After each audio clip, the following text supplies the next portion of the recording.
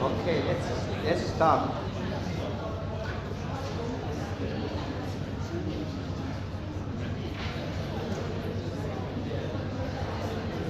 Almost every day,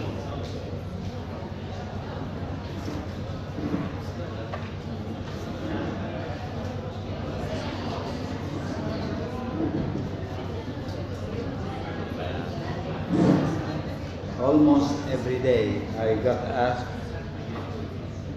what do I do? How do I study? Now, I am a slow memorizer. Now, I have been sending you messages for a long time, and the summary is this.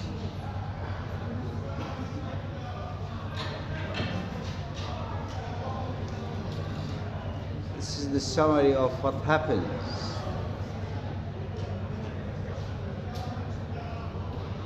For example, today we are going to talk about embryology. Now, I must have questions before I see anything or I read. It's a tube. How did the tube develop? Stomach is dilated. How did it dilate? The pyloric of the stomach is on the right. Why it's not in the midline? The liver is connected to the biliary system, which developed first. Now, I have lots of questions. And I'll try to answer these questions. So I think I read a book, I listen to a lecture, I see a YouTube film, and this machine inside my brain is going to move until the idea gets shiny. And when it gets shiny, I will never forget. And I have hit the target. And therefore, my knowledge is increasing. And I raise my hand. Okay. Right? Don't ask yourself any question. Don't think about what you read. The idea will not shine, and things will not be all right. You are not hitting the target, and you will not be happy. This is the summary of what is suggested to you to do. Everything I said, everything I say, and I will say, is the second opinion. I'm suggesting to you a mind map. I'm suggesting to you to see a YouTube film. I'm suggesting to you to read a book. You may have another idea. Do what you like. I'm not imposing anything on you. Okay, so this is the summary. At the beginning, I should have lots of questions. Now, embryology is a bit tricky.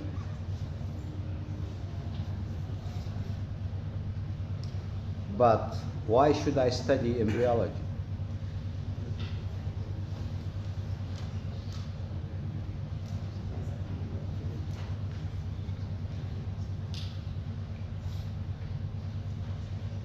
Because faults can happen.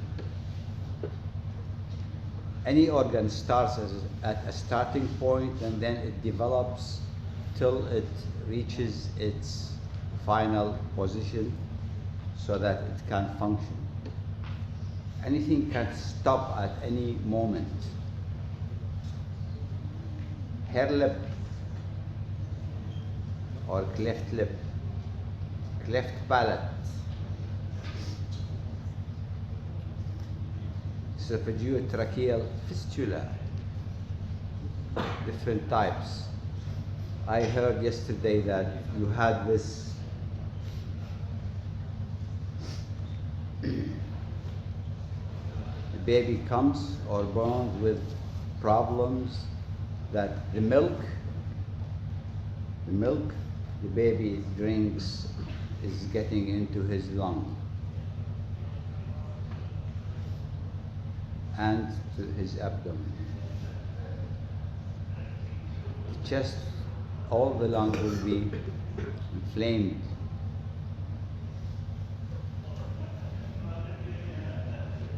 Or there is a problem with feeding.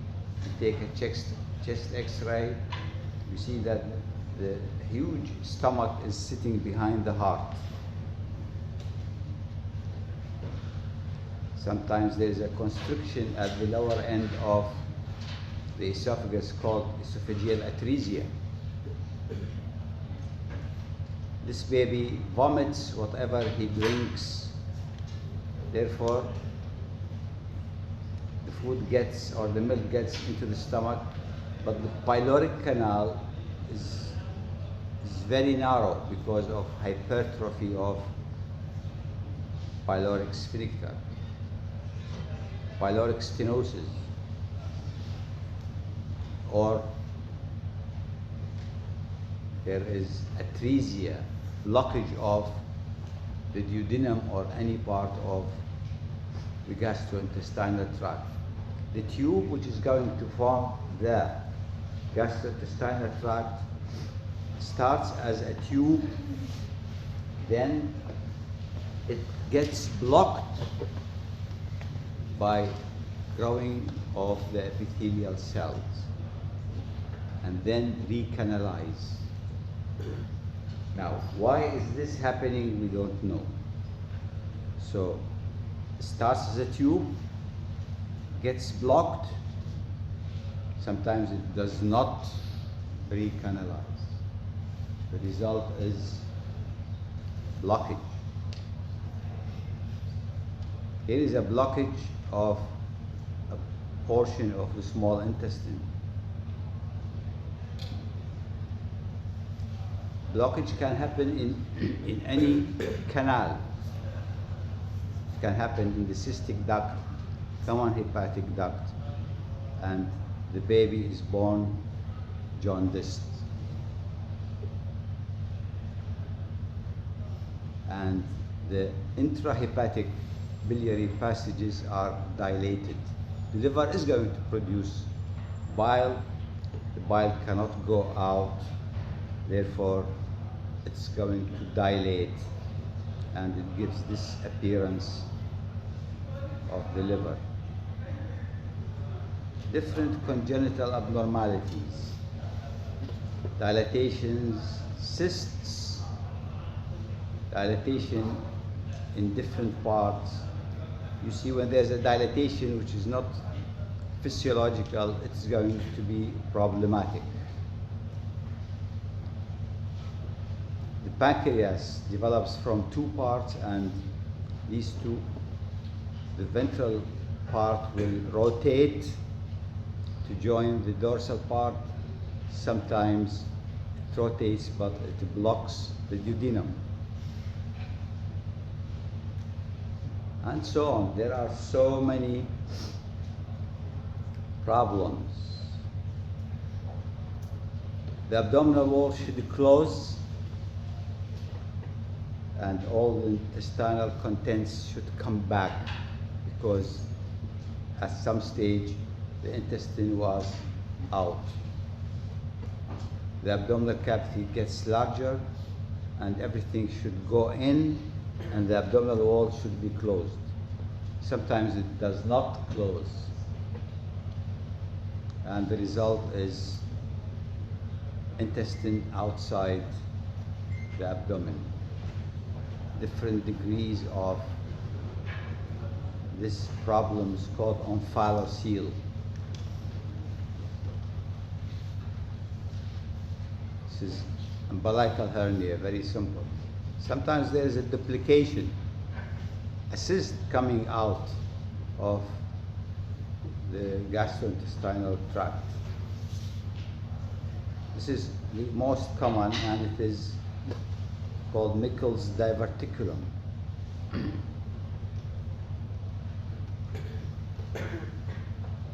Sometimes, you see, we have a straight tube. We have a straight tube that is going to get longer, and to fit into the abdomen, this tube has to rotate in a way so that everything gets in its normal place.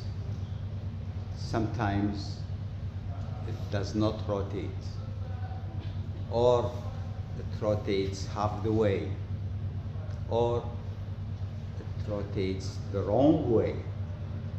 And there are patients having all these problems. Okay?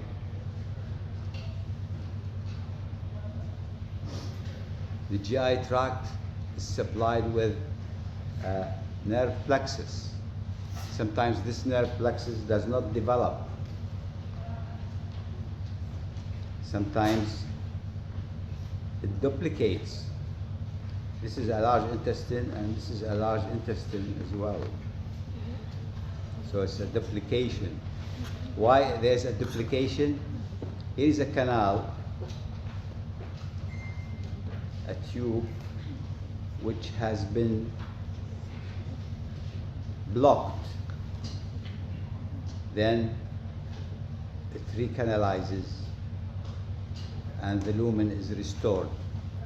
Sometimes it recanalizes in two lumens, and therefore you have intestinal duplication. The rectum develops from, goes down, meets the anal canal, and the rectum opens into the anal canal. Sometimes it does not. As you can see, this baby is born without an anal opening. This is imperforate anus. Okay? So we have all reasons to study embryology of the gastrointestinal tract.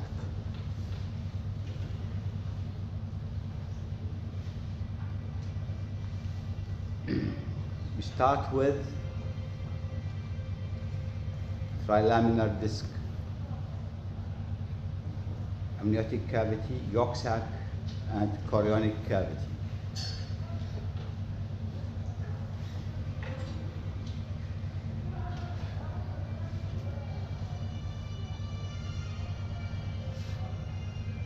There will be differential growth.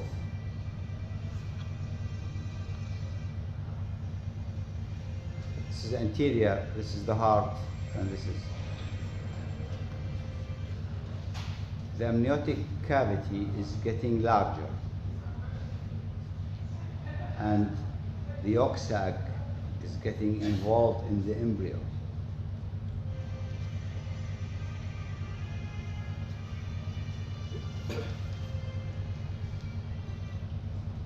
This is going to be the foregut.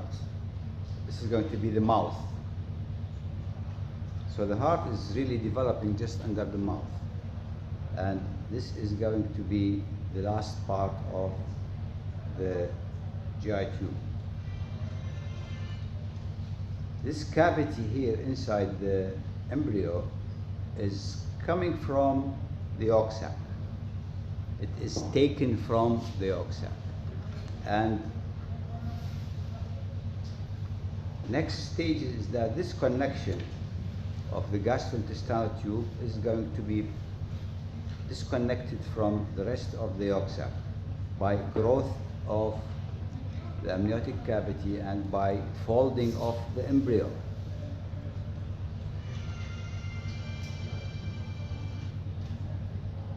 This connection is going to form the umbilical cord or the vitelline duct. Okay?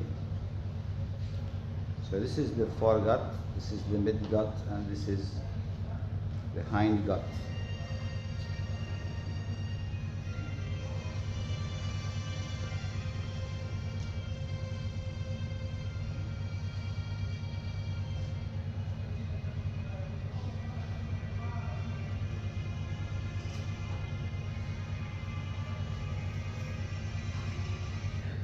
Is growth of the amniotic cavity and neurulation is starting. We're showing that the mesoderm is developing into medial, intermediate, and lateral. So this is ectoderm, mesoderm, endoderm. Endoderm of the yolk sac is going to form the lining of gastrointestinal tract. This is the stealing process of a cavity from the yolk sac by differential growth and folding of the embryo.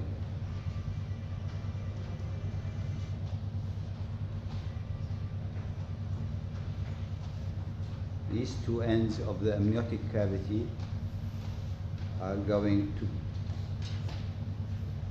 steal part of the yolk sac and make the gastrointestinal tube.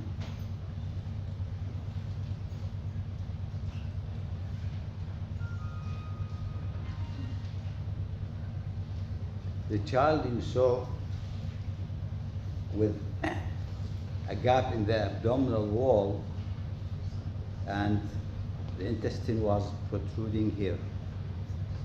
This was omphalocele. Now the tube is formed inside the peritoneal cavity, attached by a dorsal mesentery. This is the formation of gastrointestinal tube.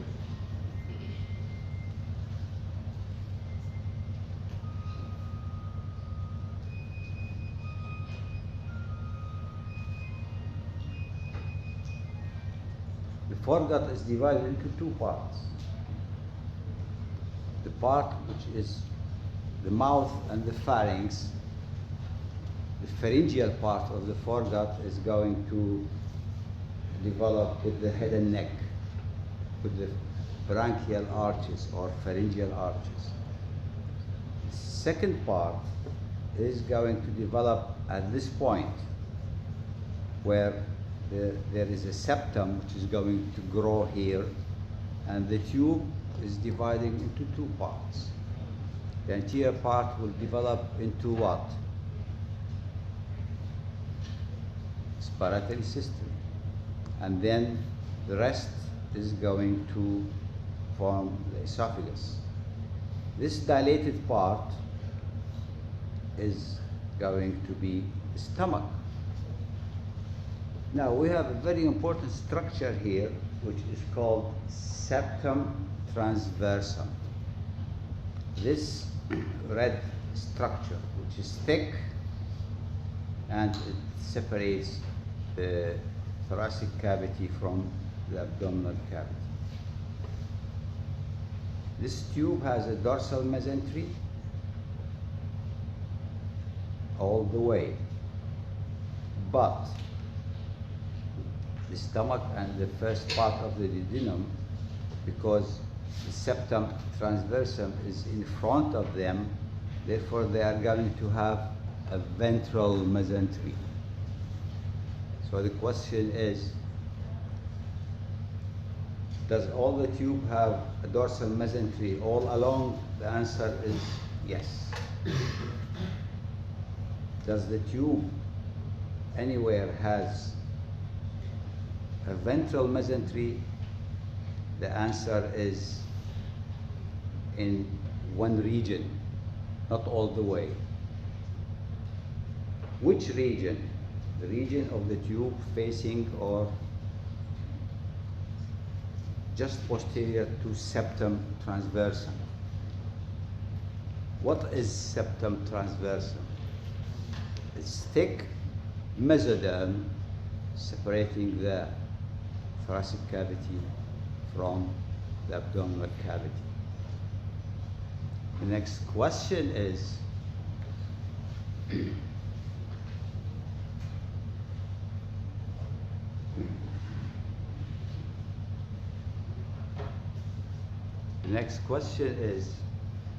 if septum transversum is separating the thoracic cavity from the abdominal, this is a diaphragm. Is it? The answer is part of the diaphragm. So that's the story of ventral mesentery.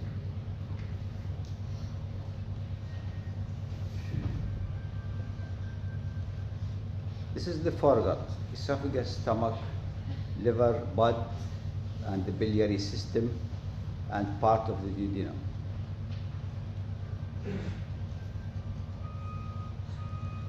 The story of the stomach.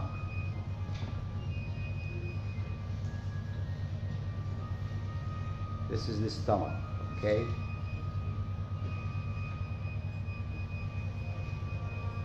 This is the liver. Stomach is going to rotate clockwise.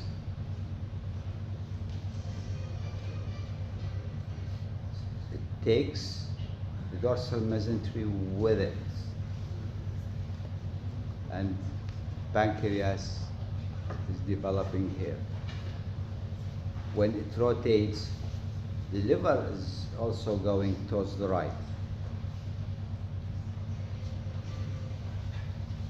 Then the spleen appears on the part of the dorsal mesentery.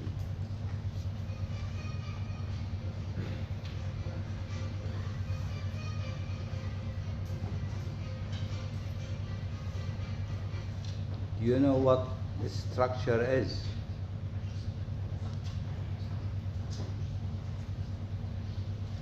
That's when the stomach rotates, it forms the lesser sac.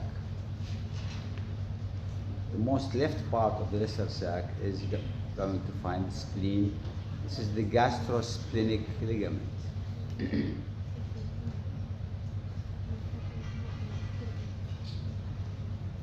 The pancreas is going to be retroperitoneal.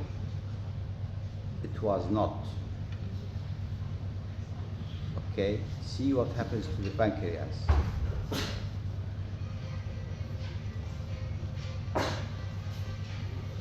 It becomes retroperitoneal.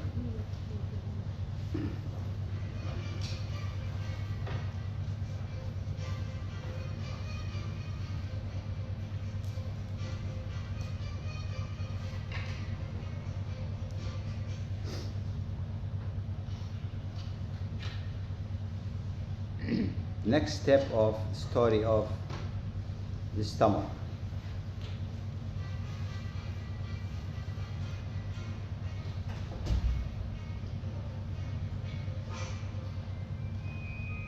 This is dorsal, this is ventral.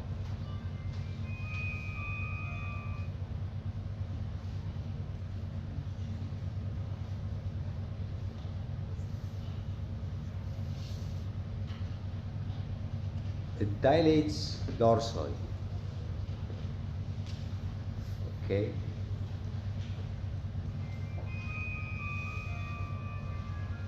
And it starts to rotate, bringing the dorsal mesentery as greater momentum.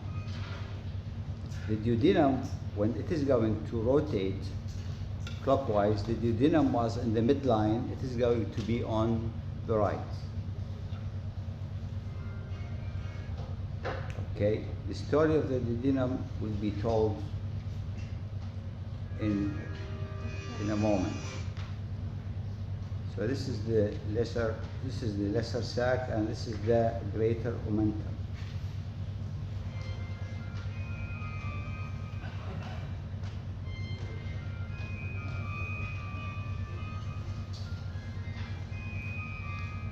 Then the story of the liver, common bile duct, pancreas, and gallbladder is a bud from the endothelium of the tube.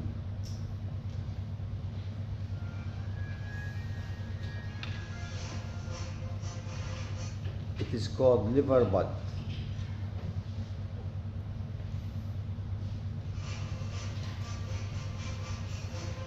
It grows into the septum transversum.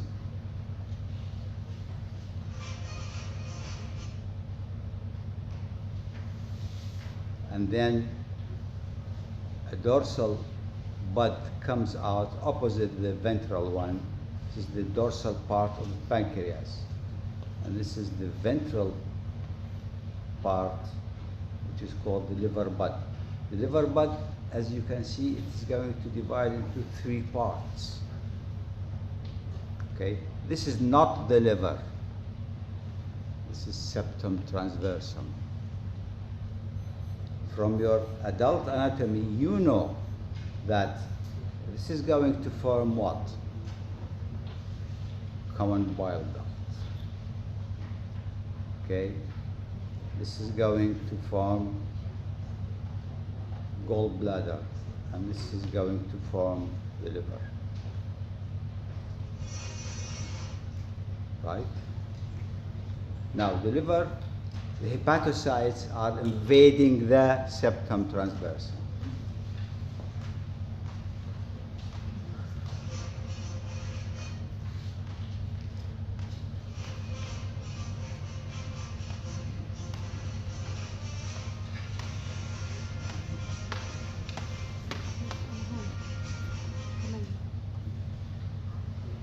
Something is going to happen now.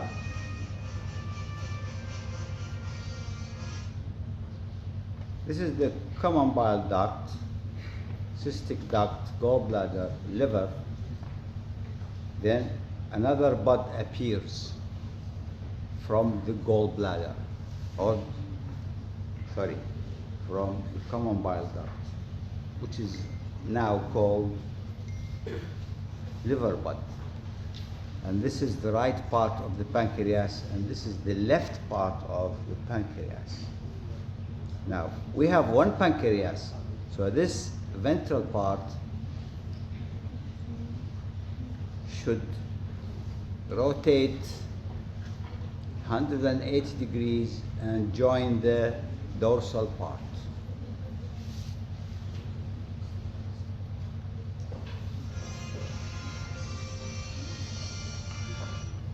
النوم سلطان شيء ينعس خلوه مسكين.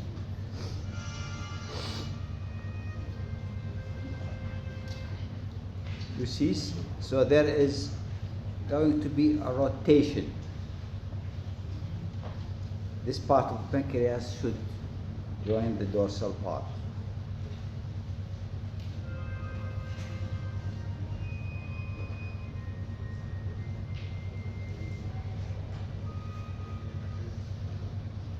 And it's going to fuse with dorsal and ventral parts of the pancreas.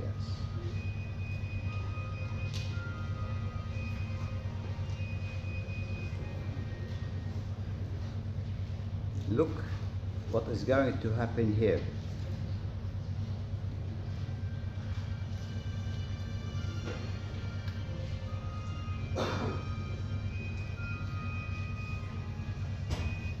These are labeling of structures.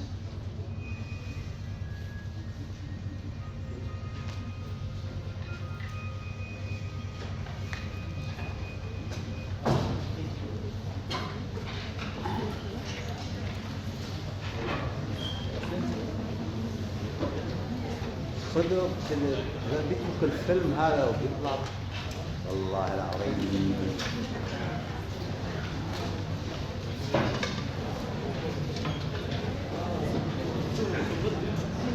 ما عجبك الفيلم ستي؟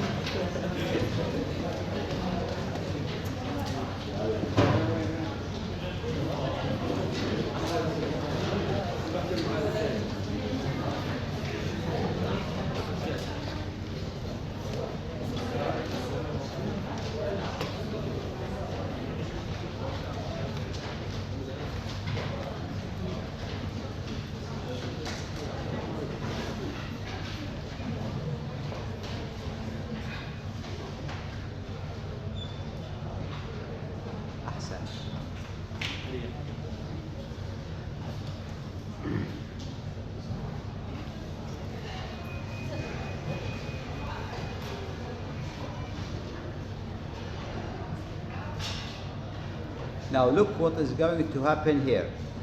Now we know this is the duodenum, right? This is the common bile duct. Ventral pancreas and dorsal pancreas.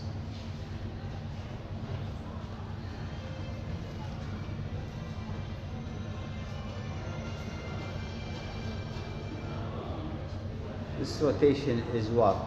Clockwise. If this one, ventral part, is going to meet the dorsal part, then it is 180 degrees.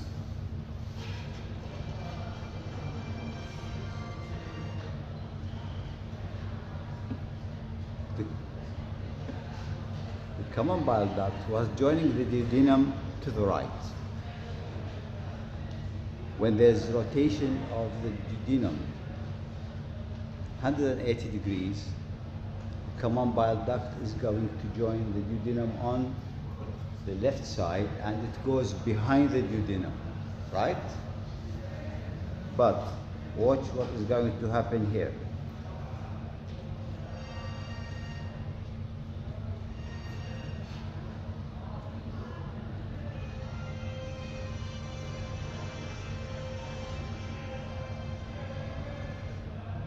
Again, along this axis, this is what happened.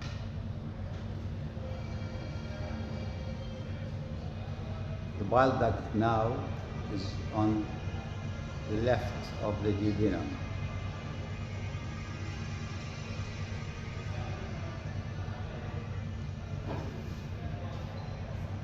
Cross section.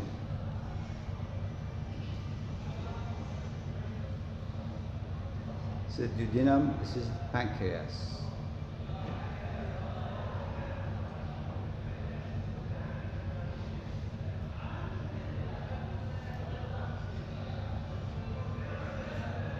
And this is how it rotates. Now we want pancreas is in the dorsal mesentery. We want to put it here.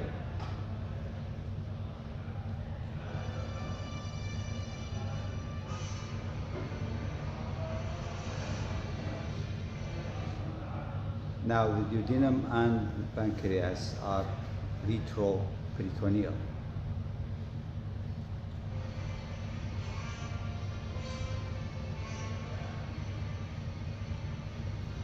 Now the midgut is a bit tricky.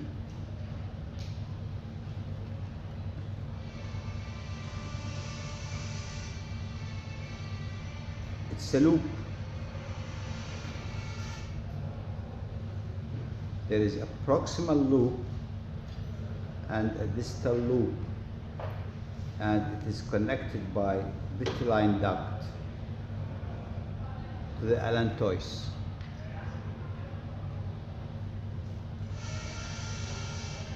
See what is going to happen.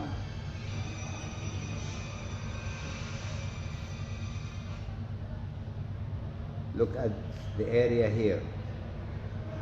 It is going to rotate anti-clockwise, right? So this distal loop, which is inferior, it is going to be to the left.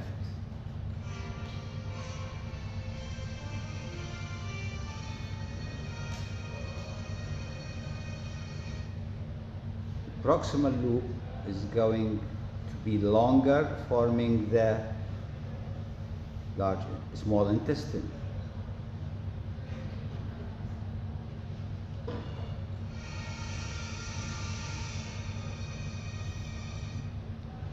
Have you seen what happened here?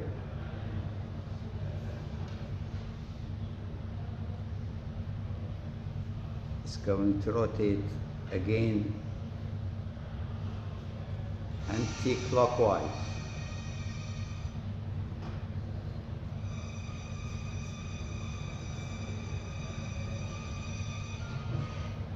We must have the large intestine in front of the small intestine. Then the distal loop develops this enlargement, dilatation. This is the cecum.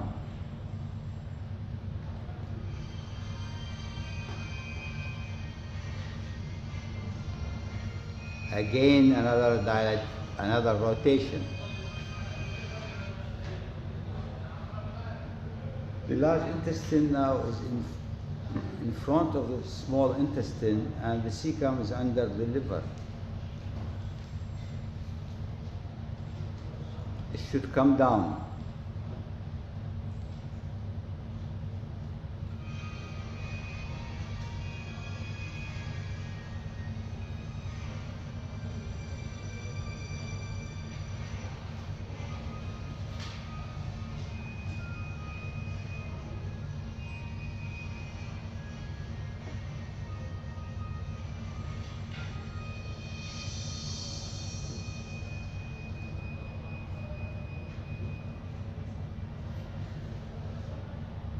Now, we want to fix the intestine.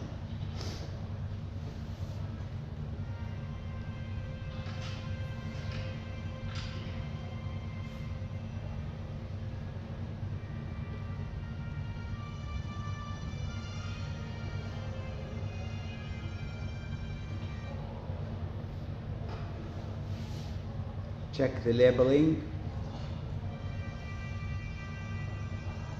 This is what's going to happen.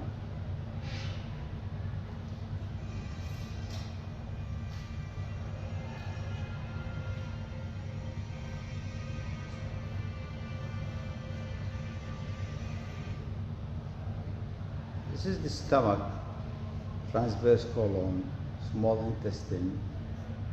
That's the pancreas. And this is the lesser sac. And this is greater omentum coming down and going up, and the lesser sac extending into the greater omentum.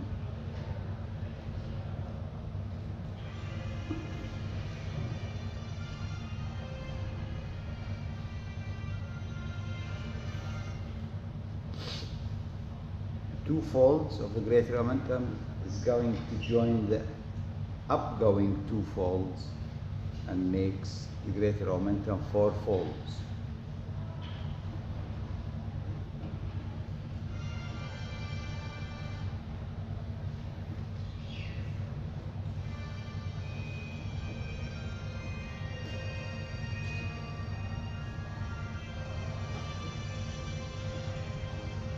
The hindgut, this is the dilated part, which is called cloaca, and this is the hindgut coming down.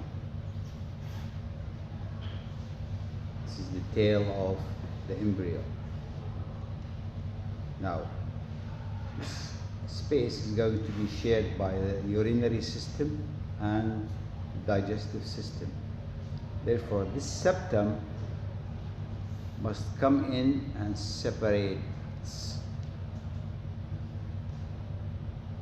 components of each system.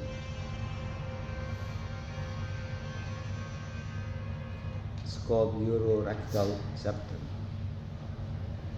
Cloaca is named after the septic tank of Rome.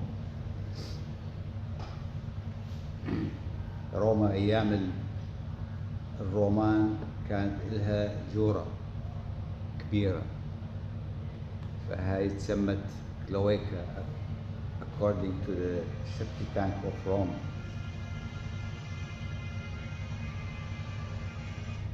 Look here, okay? The septum is going to divide the cloaca into two parts.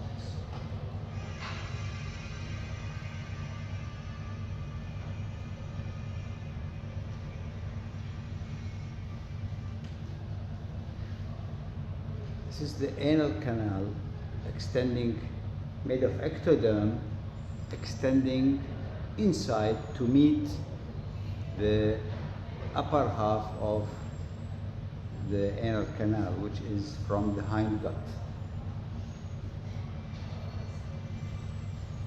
And it is called the proctodium.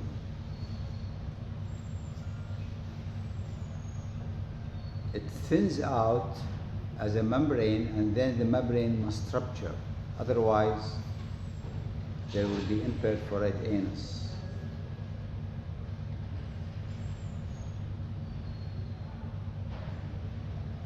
Right. What is a bit tricky is the rotation of small intestine.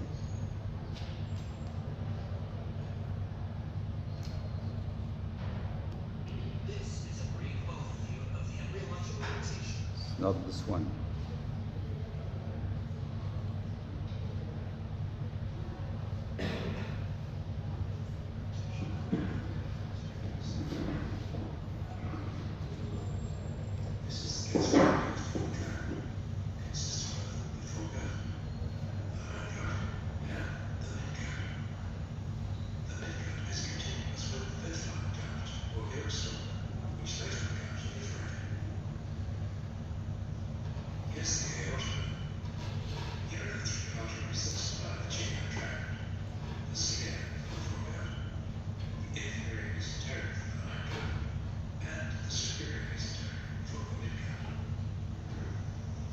As the Midgard develops, it protrudes into the body stalk, forming a loop, with the superior mesenteric artery forming the axis of the loop. As it protrudes, the Midgard loop makes a quarter turn counterclockwise, so its distal part is to the left, and its proximal part is to the right. The distal part of the loop develops a bulge that will become a cecum, and the proximal part of the loop becomes quite convoluted. During the time these changes are happening, the body continues to grow, and the abdominal cavity becomes large enough to allow the Midgard to return. The proximal part of the loop returns first. It passes under the distal part and over to the left, that's towards our hemisphere. The distal part of the loop returns last. It passes in front of the proximal part and ends up over to the right.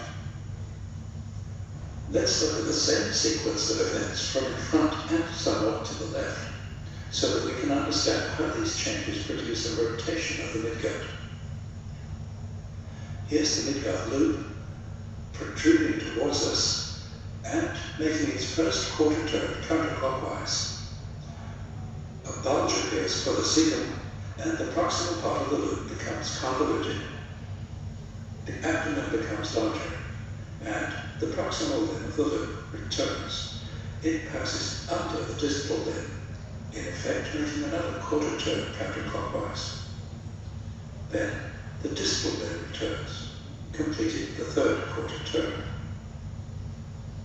This proximal part of the Midgard, the distal duodenum, ends up behind this distal part of the Midgard, the proximal transverse colon.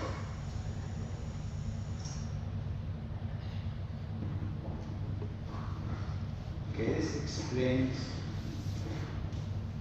the rotation, the 90 degrees. 90 degrees times 3 is 270. Each 90 at a stage.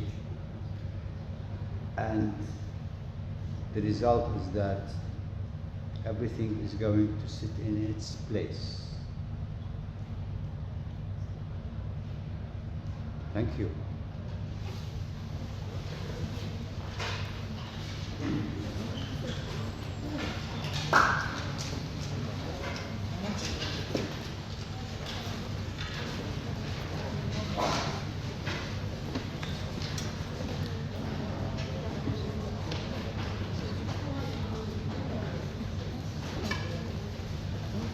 نعم.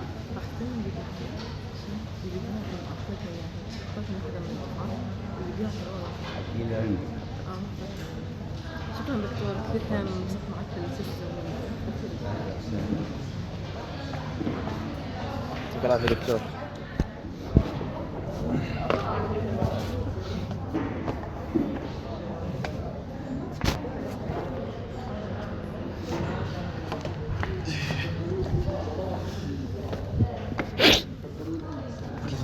كيف والله مسجل؟ صحيح، قلت كيف فتح معك؟